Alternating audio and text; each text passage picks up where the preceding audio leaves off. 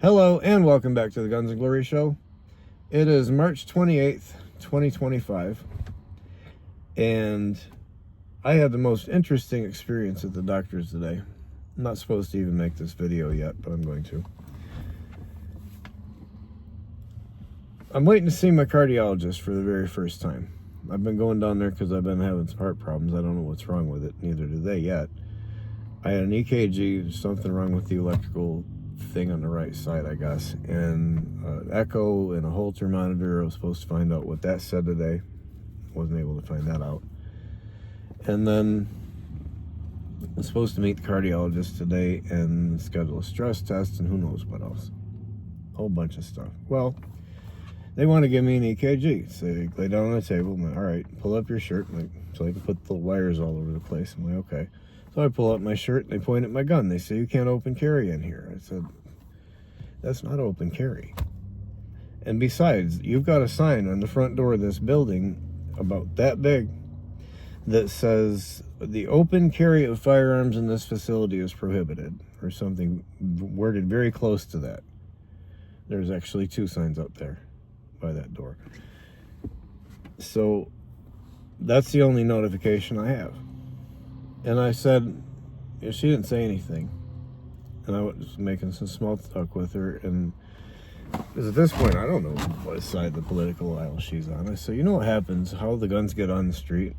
And she said, no. I said, well, because you got people like me who got a concealed pistol license. We want to follow the law. We don't want to make anybody upset with us. So I'll walk up to the door. I'll see the no guns sign. I'll turn around and go back to the car. A couple of minutes, I'll come back in. Well, the problem now is that there's a couple of guys in the corner of the parking lot sitting in the car saying, hey, dude's got a gun in the car. He's going to be in there for about an hour. Dude's like, well, how do you know? We went up to the door, came back, and didn't know he's back in there. They must have told him he couldn't carry in there. Let's go find out. So next thing you know, you got glass on the ground on the pavement there, and your gun's out on the street. And I said, the reason that the guns are on the street because these idiot Democrats. And then they want to blame us for it.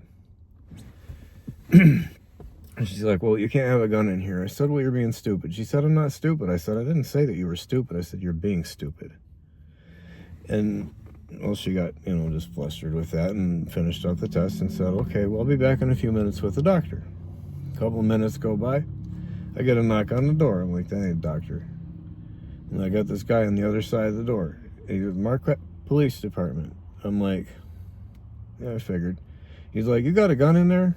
I said, yeah, but so do you. He said, what? I said, yeah, I do. So he kind of wiggled the door and cracked it open a little bit, and I could hear him set up because he's telling the dude to go over and that dude to go over there. I know what they were doing. I don't care. I'm not a threat to anybody. It doesn't affect me. So this poor guy, he cracks the door. I'm like, just open the door, damn it. I'm not going to hurt you. And he popped the door open, and he's out there. He's posted up like he should, and his friends over there posted up with his pistol like he should. There's a guy over there with an AR right here. He should be. Okay. No one pointed their guns at me. I appreciate that, by the way. Really do. That's good training. That's good police work. They come in there, they cleared the room. They don't know if I'm a threat or a hostage or if I'm alone or anything. They don't need to point their guns at everybody. I was like, what's up? What's going on in here? I thought you were the doctor. The next person supposed to come in here was the doctor. And here you are. And he's like, well, telling me about, this, I'm not supposed to have a gun in there. And I told him about the sign on the front door. I said, I don't know what you're doing. So he's, made me put my hands up, trying to take the gun out of my belt. I was like, look, don't shoot me like that lady cop did on YouTube a while ago. Because he couldn't figure out how to get it out. I said, just put it straight up, it'll come out. So he did. The guys were great. The cops were, all of them, they were fine. So I talked to him about it for a few minutes. I said, I didn't understand that I was breaking the law. And he said, okay, well, you're not under arrest, but you are being detained. So I said, well, I have a CPL, because at that point in Michigan, you have to disclose. I mean, they can talk to you and you don't have to, but when they tell you you're having a detainment, then that's when that takes effect. I don't like it, but it's the law. Pardon me. So they give me a no trespass order, tell me I can't go back, so I don't know what's wrong with my heart yet. Now I don't have a doctor. And I didn't even get to speak with, like, my doctor. She was just a nurse. So I still don't know what's wrong with me, and I don't know if they're going to charge me. The cop, he read me my Miranda rights. And I said, okay, well, does this mean if you read me my Miranda rights, am I under arrest? He said, no, you're just being detained. I said, okay, so he read him off a card like he's supposed to. And he said, you don't have to talk to me. No, I've been a gun rights activist since 2009, off and on, and really heavy for a few years at the beginning. I've forgotten more gun laws than most people will ever know. And I know that you don't talk to police, but that really, I don't think, was the situation here. I mean, this isn't a self-defense situation. I'm looking at a civil infraction. At best, they might take the gun, and I need a new one anyway. Things worn out. But I'm in the right here. And I don't think I'll be charged, because he asked me specifically, what do you think that, in your opinion, what are the firearms laws with you regarding your CPL in a hospital? And I said, okay. I asked a lawyer this exact question in case I found myself in this exact situation someday. He said, that's good. I'm like, well, it says if a medical center is giving 24-hour care in Michigan, that is what a hospital is.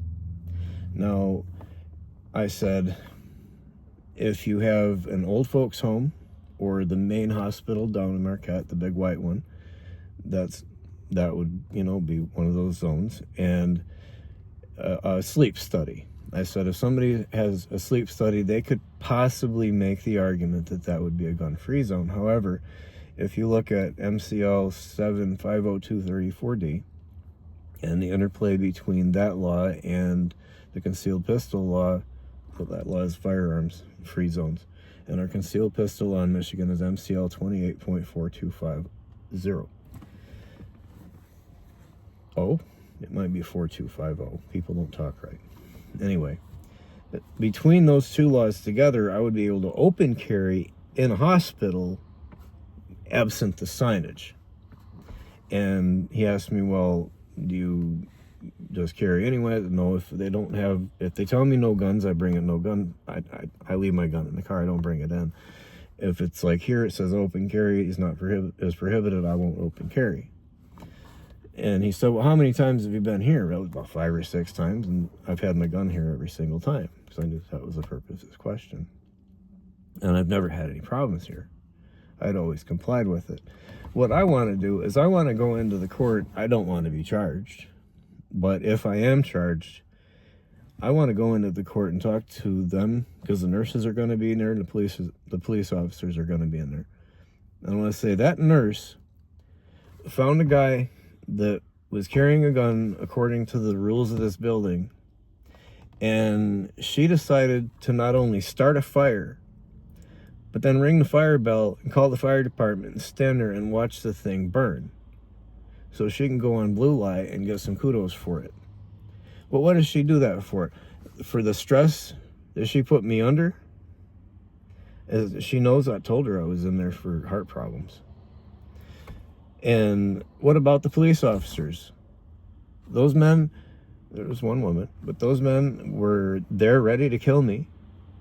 And I don't hold that against them. I'm going to pull my gun out if I think there's a problem too. I don't blame them. But they got a stressful situation. They don't know what's on the other side of that door. They don't know that I'm on their side with things. They don't know if I'm standing there pointing at it waiting for it to open, right? So they're under that stress. That's not fair. Those guys got to go home for work right about now, and they still got it. They got that in their mind, and then their cortisol is up. And then all the co-workers, they emptied out the whole floor. All the patients had to go home. She cost the company a few $1,000s in appointments alone. And all of her co-workers are out in the hallway like a fire drill or some tornado drill or an earthquake. They're all under stress, and a couple of them I could see they had been crying. They'd been crying because they didn't know if the cops were going to go in there and kill me. They didn't know me. But they're good people. They're working as a nurse, and they care about people. They don't want that to happen. They don't know if the next thing they're going to hear is bang, bang, bang, bang, bang, bang, bang. So they're upset. They're stressed out. And this lady is like, I'm a good Democrat. So I almost hope I do go to court. I'm done for now. I'll talk to you all later.